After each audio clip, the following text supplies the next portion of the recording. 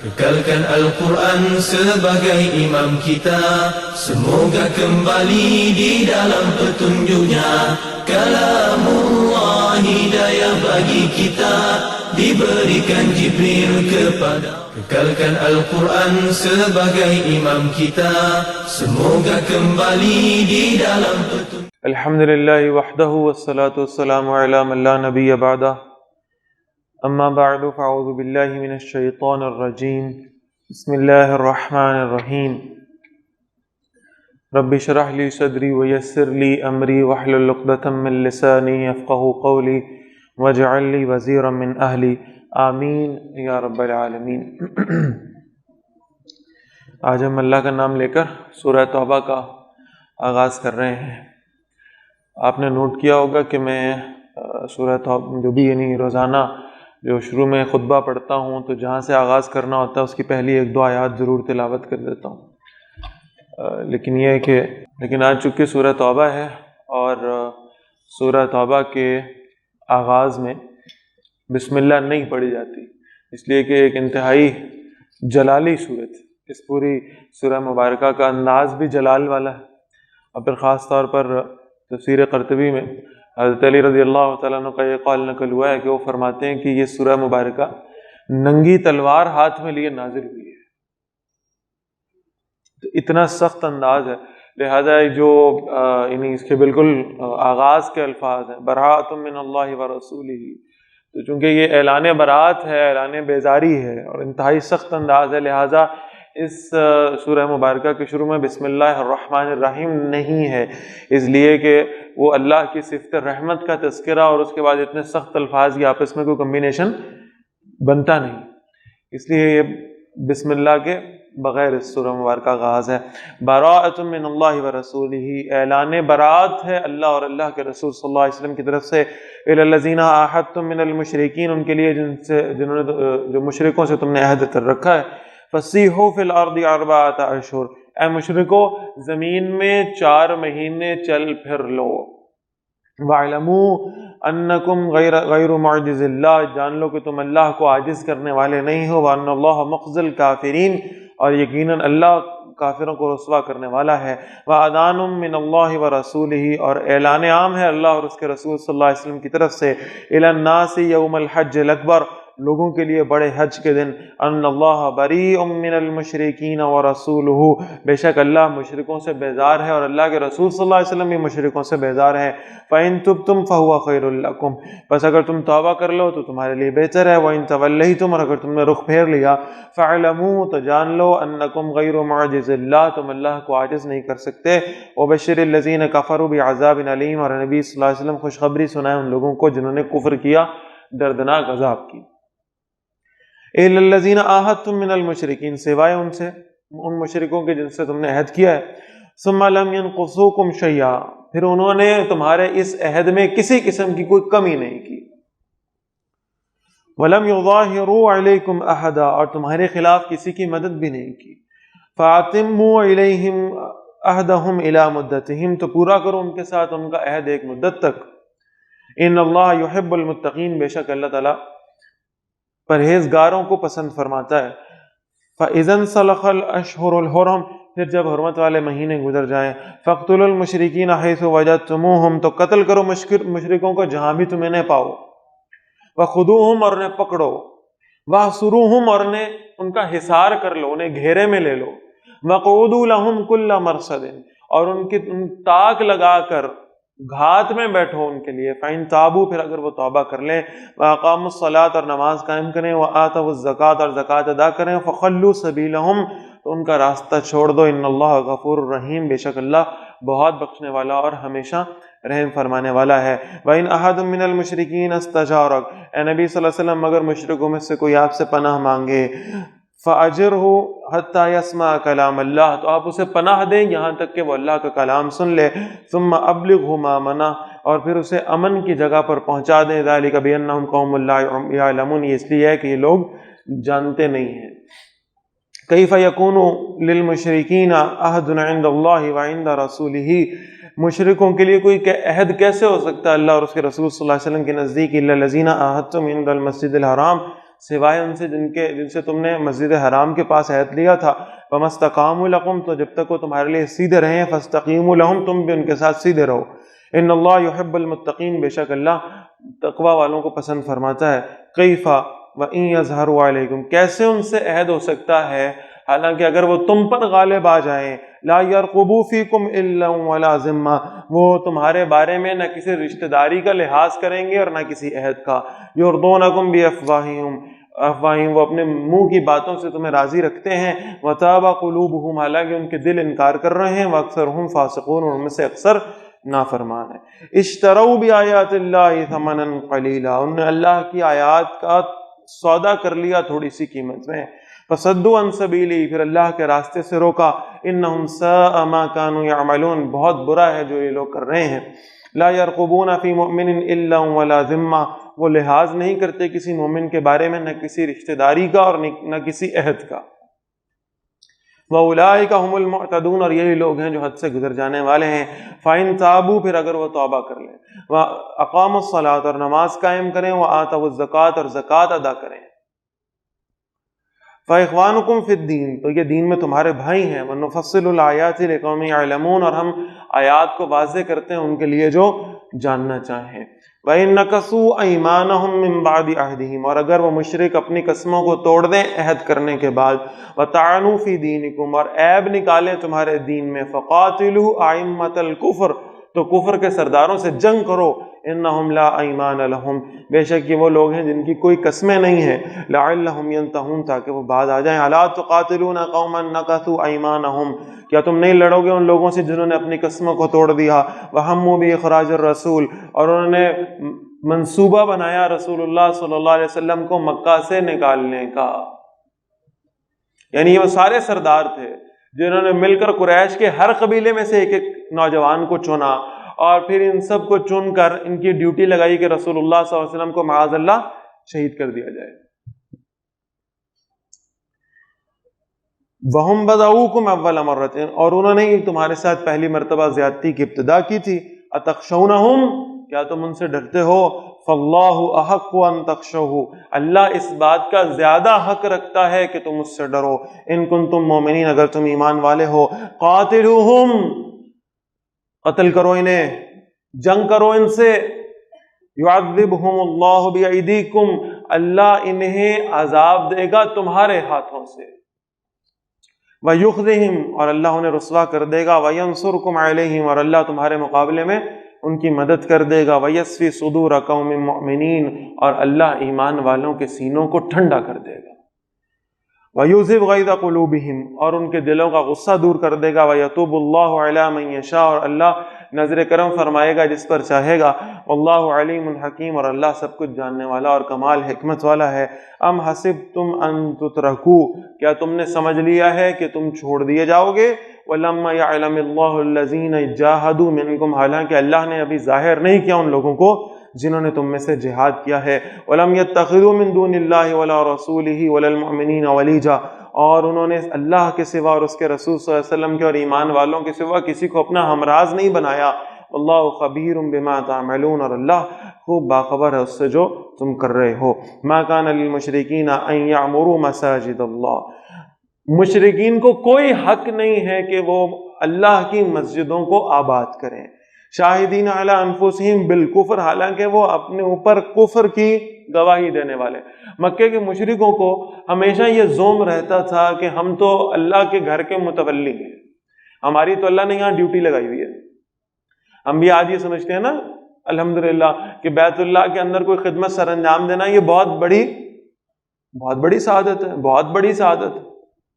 بیت اللہ میں کوئی چھوٹی سے چھوٹی خدمت سر انجام دینے کا بھی موقع مل جائے, وہاں کی صفائی کرنے کا بھی موقع مل جائے تو یہ بہت بڑی سعادت ہے. لیکن یہ سعادت تب سعادت بنے گی جب تمہارے پاس ایمان ہوگا. مشرکوں کا حق نہیں ہے کہ وہ بیت اللہ کی خدمت کو اپنے لیے سعادت سمجھیں, اس لیے کہ یہی وہ لوگ ہیں جنہوں نے اللہ کے گھر میں 360 بت بھی رکھے ہیں. یہی وہ لوگ ہیں جو اللہ کے گھر میں آ کر شرک کو فروغ دے رہے ہیں. لہٰذا یہ بیت اللہ کی خدمت کو اپنی سعادت نہیں سمجھ سکتے. پہلے بھی میں اس بات پہ بہت تفصیلی طور پہ عرض کر چکا ہوں کہ ایمان ہو تو اس ایمان کی بنیاد پر اعمال صالحہ ہوں گے. اگر وہ بہت اچھے اعمال لوگ کرتے رہیں اور بالآخر ایسی کیفیت آ جائے کہ وہ یہ سمجھے کہ ہمارے اعمال ہمارے لیے کافی ہو جائیں گے اور ایمان کی رتی برابر بھی کوئی شے ان کے پاس موجود نہ ہو، تو بہرحال ان کے یہ اعمال قبول نہیں کیے جائیں گے. بنیاد ایمان ہے. تو مشرکوں کے لیے نہیں ہے کہ وہ اللہ کی مسجدوں کو آباد کریں، حالانکہ وہ اپنے اوپر خود کفر کی گواہی دیتے ہیں. اولئک حبطت اعمالهم، یہ وہ لوگ ہیں جن کے اعمال ضائع ہو گئے. وفی النار هم خالدون، اور وہ آگ میں ہمیشہ رہنے والے ہیں. انما یعمر مساجد اللہ، بے شک وہی آباد کرتا ہے اللہ کی مسجدوں کو. من آمن باللہ والیوم الاخر، جو اللہ پر اور آخرت پر ایمان رکھتا ہے. واقام الصلاۃ، اور جس نے نماز قائم کی. وآت الزکوٰۃ، اور زکوٰۃ ادا کی. ولم یخش الا اللہ، اور جو نہیں ڈرا مگر صرف اللہ سے.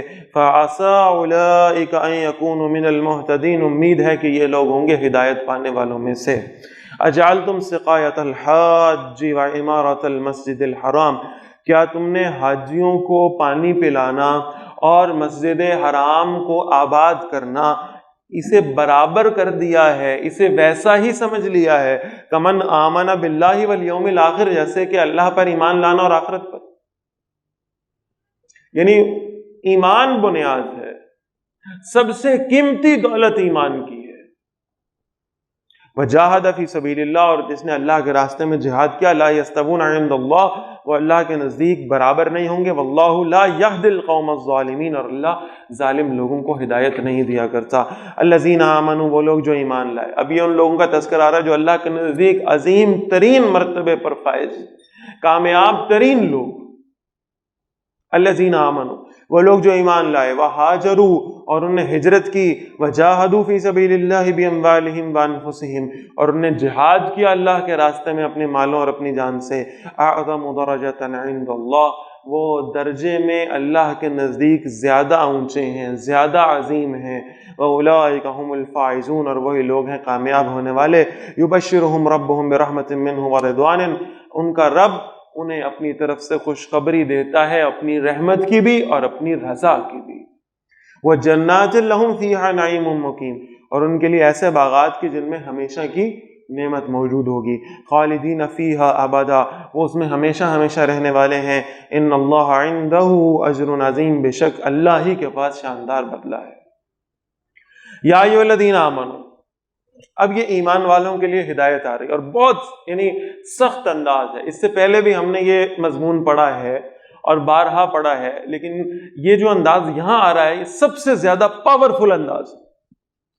یا ایھا الذین آمنوا، اے ایمان والو، لا تتخذوا آباءکم واخوانکم اولیاء، اپنے باپ دادا اور اپنے بھائیوں کو اپنا ولی اور دوست نہ بناؤ. ان استحب الکفر علی الایمان، اگر وہ کفر کو ایمان پر ترجیح دینے والے ہوں.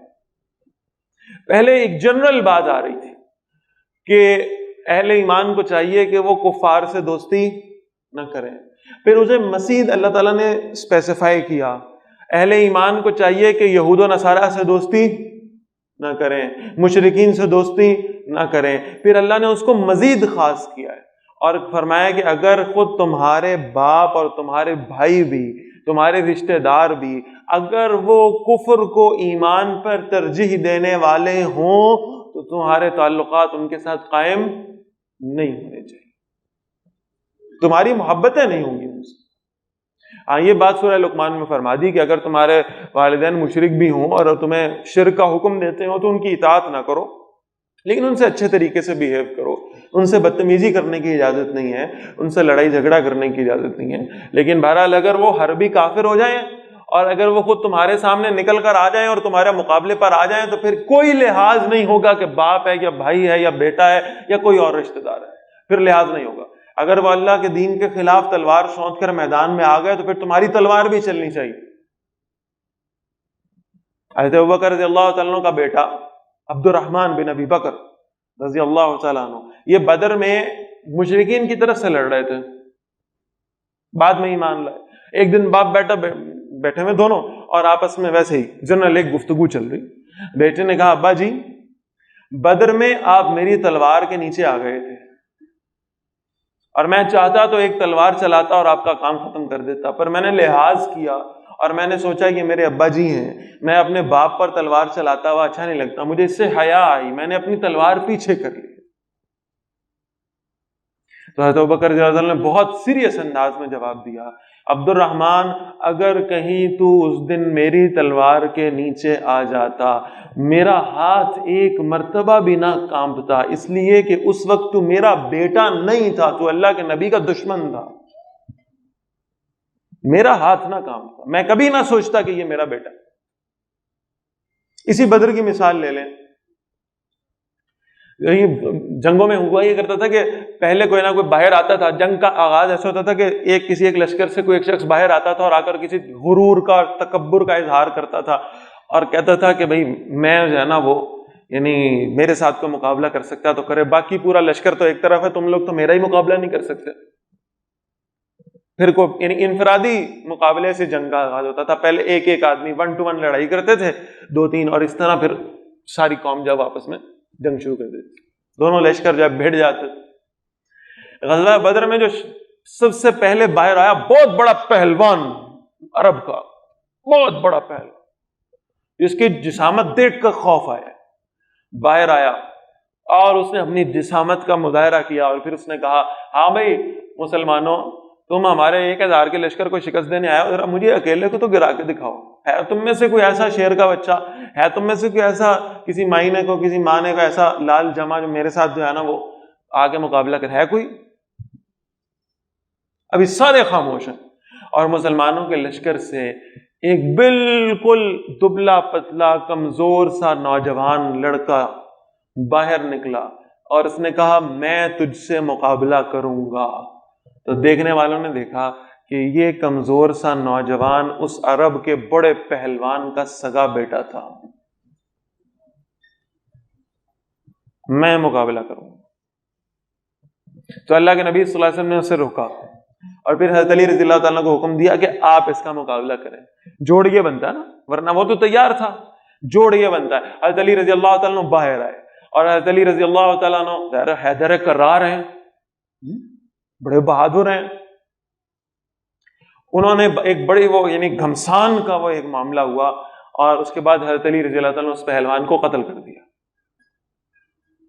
پھر بدر شروع ہو گئی اور جنگ ختم ہوئی۔ جنگ ختم ہونے کے بعد وہ جو مشرکوں کی لاشیں تھیں ان کو اٹھا کر ایک طرف پھینکا جانے لگا، تو وہی اسی پہلوان کی لاش کو جب لوگ گھسیٹ رہے تھے تو رسول اللہ صلی اللہ علیہ وسلم نے دیکھا کہ اس کا بیٹا جو مومن ہے، صحابی ہے، وہ ایک طرف کھڑا ہو کے رو رہا ہے۔ تو اللہ کے نبی صلی اللہ علیہ وسلم اس کے پاس گئے، کہنے لگے بیٹا مجھے پتا ہے تیرا باپ مارا گیا ہے، قتل ہو گیا ہے، اس کی لاش کو گھسیٹا جا رہا ہے، کنویں میں پھینکنے لگے ہیں، تجھے اس بات کا دکھ ہے، تو رو رہا ہے، گھبرا مت، گھبرا مت۔ اگر تجھے باپ کی کمی میں، جملہ سنے جملہ، اگر تجھے باپ کی کمی محسوس ہو رہی ہے تو یاد رکھ آج کے بعد محمد الرسول اللہ صلی اللہ علیہ وسلم تیرے باپ ہے۔ اس نے کہا اللہ کے نبی صلی اللہ علیہ وسلم جس کو آپ جیسا والد مل گیا اس کو کچھ اور چاہیے، اس کو کسی اور شے کی ضرورت ہے؟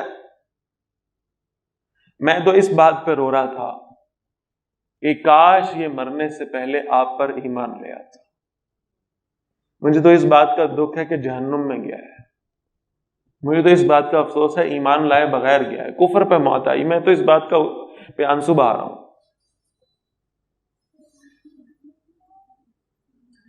نہ بناؤ دوست اپنے ان باپ، اس باپ کو بھی، اس دادے کو بھی، اس بھائی کو بھی، ان رشتہ داروں کو بھی جو کفر کو ایمان پر ترجیح دینے والے ہوں، جو اسلام کے مخالف اٹھ کر کھڑے ہو جائیں، ان کے ساتھ تمہاری دوستیاں اور تمہاری محبتیں وابستہ نہیں ہونی چاہیے۔ وَمَن يَتَوَلَّهُم مِّنكُمْ، اور جو کوئی انہیں تم میں سے دوست بنائے گا، فَأُولَٰئِكَ هُمُ الظَّالِمُونَ، تو ایسے لوگ ظلم کرنے والے ہیں جن کی محبتیں کافروں سے وابستہ ہوں۔ قل، اے نبی صلی اللہ علیہ وسلم فرمائیے، اب یہ بڑی زبردست آیت ہے، اسی حوالے سے آ رہی ہے، اور اس آیت کو سمجھنے سے پہلے نا صرف ایک مثال لے لیں اور پھر اس آیت کو نا اس مثال میں فٹ کریں گے انشاءاللہ، تو پھر اس کی سمجھ میں آئے گی۔ اللہ تعالیٰ نے کہا ہے نبی صلی اللہ علیہ وسلم ان سے کہیں ایک ترازو لے لیں، ترازو، ایک تکڑی اٹھا لیں اور اس ترازو کو اپنے ہاتھوں میں بلند کر لیں. اب اس ترازو کے 2 پلڑے پڑے ہیں. ایک پلڑے میں 8 محبتیں ڈالیں. کتنی؟ 8. اور دوسرے میں 3. اور پھر دیکھیں کہ جھکتا کون سا ہے, وزن کس میں زیادہ ہے. ابھی میں نے آپ کو نہیں بتایا کہ 8 کون سی ہیں اور 3 کون سی ہیں, لیکن نمبرنگ کے اعتبار سے آپ کو کیا محسوس ہو رہا ہے؟ کون سی زیادہ ہے؟ 8 زیادہ ہے. ایک طرف 8 ہے اور ایک طرف 3 ہے. نمبرنگ کے اعتبار سے تو 3 پہلے کم ہو گئی. ہر شخص یہ ترازو اپنے سامنے آج قائم کر لے. اب میں 8 محبتیں پڑھنے لگا ہوں جو ایک طرف ڈالنی ہے. کل اے نبی صلی اللہ علیہ وسلم فرمائیے, ان کان آباؤکم, اگر تمہارے باپ دادے, و ابناؤکم, اور تمہارے بیٹے, وہ اخوانکم, اور تمہارے بھائی, وہ ازواجکم, اور تمہاری بیویاں, وہ عشیرتکم, اور تمہارے باقی رشتہ دار. 8 میں سے 5 محبتیں رشتوں کی ہیں. تمہارے باپ دادا, تمہارے بھائی بیٹے, تمہارے بھائی, تمہاری بیویاں, تمہارے سارے رشتہ دار, تمہاری وہ برادری جس کے بارے میں تم کہتے ہو اگر میں نے اللہ کے اس حکم پہ عمل کر لیا تو میری برادری والے کیا کہیں گے, میرے خاندان والے کیا کہیں گے, میرے رشتہ دار کیا باتیں بنائیں گے. یہ سارے رشتے ایک پلڑے میں ڈال لو. 5 اور اس میں 3 اور ڈالو 8 بنانے کے لیے. دنیا کی اشیاء کی محبت ہے. وَأَمْوَالُ اقْتَرَفْتُمُوهَا, وہ اموال, وہ مال جس کے بارے میں تم گمان کرتے ہو تم نے خود کمایا ہے, حالانکہ وہ کس نے دیا ہے؟ اللہ. وہ جو تم نے خود کمایا, جس کے لیے تم محنت کرتے رہے, جس کے لیے تم اوور ٹائم لگاتے رہے, جس کے لیے تم اللہ کی نافرمانیاں بھی کرتے رہے, جس کے لیے تم نماز چھوڑتے رہے, جس مال کو جمع کرنے کے لیے تم نے زکوٰۃ نہیں دی, جس مال کو زیادہ سے زیادہ بڑھانے کی خاطر تم نے صدقہ کرنا چھوڑ دیا, انفاق کرنا چھوڑ دیا, وہ مال بھی لے لو, اسی پلڑے میں ڈال دو.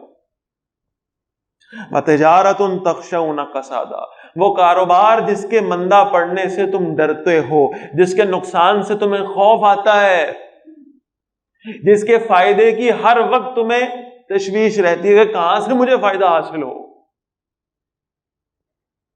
تمہیں معلوم ہو جائے کہ صبح جو ہے نا 4 بجے 5 بجے 3 بجے صبح جو ہے کوئی پارٹی آ رہی ہے دوسرے شہر سے, اس نے آ کے مال خریدنا ہے اور وہ بڑی پارٹی ہے اور بڑا فائدہ پہنچائے گی, تو آپ اپنی نیندوں کو قربان کر کے جاتے ہیں کہ نہیں جاتے دکانیں کھولنے؟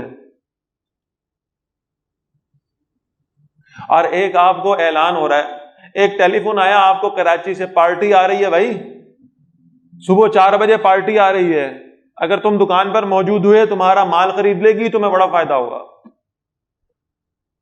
آپ نے کہا الارم بھی لگا لو, بیوی کو بھی کہہ دو, گھر والوں کو بھی کہہ دو, اٹھا دیں بس کسی طریقے سے. رات کو نیند ہی نہیں آئی کہ صبح وہاں پہنچنا ہے.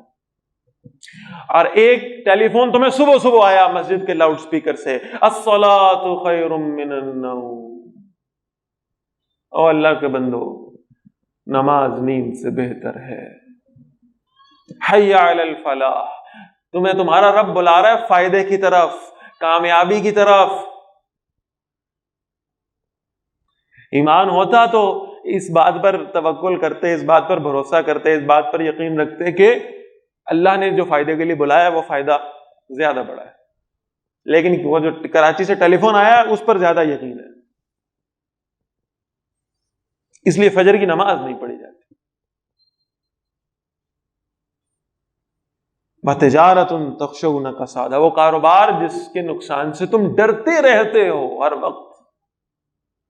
وَمَسَاكِنُ تَرْضَوْنَهَا, اور وہ گھر جو تم بڑے پسند کرتے ہو, جن کو دیکھ کے تم راضی ہوتے ہو, جو یعنی آپ کبھی دیکھیں نا اس کیفیت کو.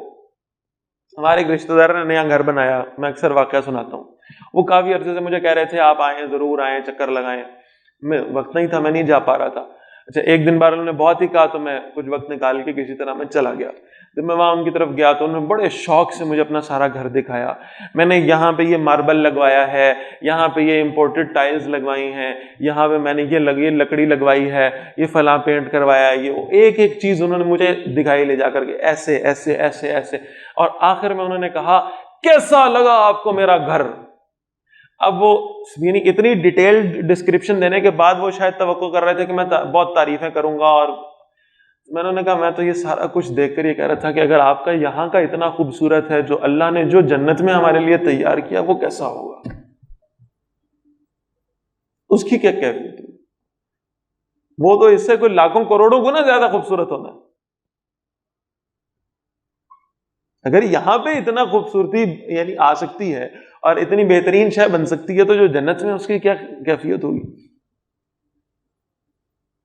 وَمَسَاكِنُ تَرْضَوْنَهَا، تم نماز پڑھ کے مسجد سے گھر واپس آتے ہو تو ایک دفعہ وہ تیسری منزل سے بنیاد تک، اور بنیاد سے پھر تیسری منزل تک اپنے گھر کو دیکھتے ہو نا باہر سے، جب تک بیل دینے کے بعد گیٹ نہیں کھلتا تم بار بار اوپر سے نیچے دیکھتے ہو، اور تمہارا دل خوش ہو جاتا ہے اپنے گھر کو دیکھ کر۔ وَمَسَاكِنُ تَرْضَوْنَهَا، یہ 8 محبتیں ایک پلڑے میں ڈالو، تمہارے باپ دادوں کی، تمہارے بیٹوں کی، تمہارے بھائیوں کی، تمہاری بیویوں کی، تمہارے رشتہ داروں کی، تمہارے مال جو تم نے کمائے ہیں ان کی، تمہاری تجارت جس کے نقصان سے تم ڈرتے ہو اس کی، اور تمہارے گھر جس کو دیکھ کے تم خوش ہوتے ہو، یہ 8 محبتیں ایک طرف ڈالو۔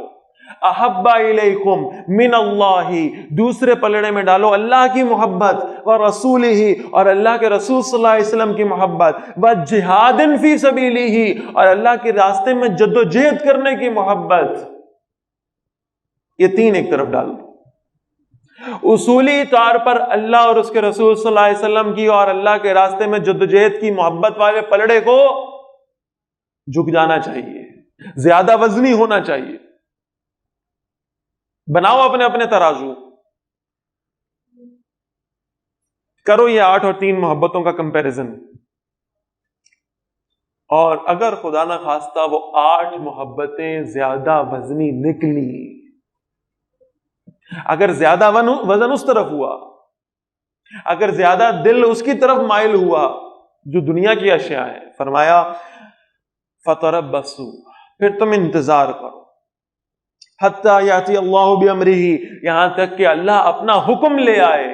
اور مفسرین لکھتے ہیں کہ یہاں اللہ کے حکم سے مراد موت ہے۔ حَتَّى يَأْتِيَ اللَّهُ بِأَمْرِهِ، یہاں تک کہ اللہ اپنا حکم لے آئے۔ وَاللَّهُ لَا يَهْدِي الْقَوْمَ الْفَاسِقِينَ، اور اللہ نافرمان لوگوں کو ہدایت نہیں دیتا۔ ایسے لوگوں کے لیے ہدایت کے دروازے بند ہو جاتے ہیں جنہوں نے اللہ کی اور اللہ کے رسول صلی اللہ علیہ وسلم کی بے قدری کی ہو۔ Kekalkan Al-Quran sebagai imam kita, semoga kembali di dalam petunjuknya. Kalamullah hidayah bagi kita, diberikan Jibril kepada. Kekalkan Al-Quran sebagai imam kita, semoga kembali di dalam petunjuknya. Kalamullah hidayah bagi kita.